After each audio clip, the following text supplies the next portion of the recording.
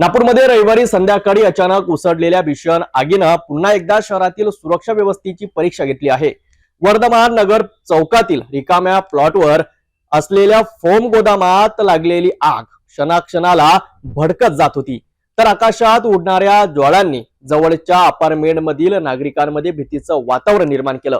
ज्वलनशील फोमच्या साठ्यामुळे आग वेगाने पसरत गेली आणि काही क्षणातच संपूर्ण परिसरात गोंधळ आणि काळजीचं वातावरण तयार झालं।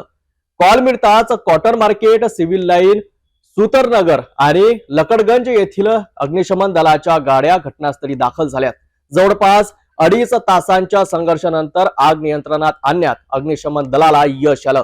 फेस पुन्हा पेटू नयेत म्हणून शीतकरणाची प्रक्रिया बराच वेळ सुरू राहिली। आगीत कंपनीचे सुमारे 2,50,000 रुपयाचे नुकसान झाल्याचा अंदाज व्यक्त केला जात आहे।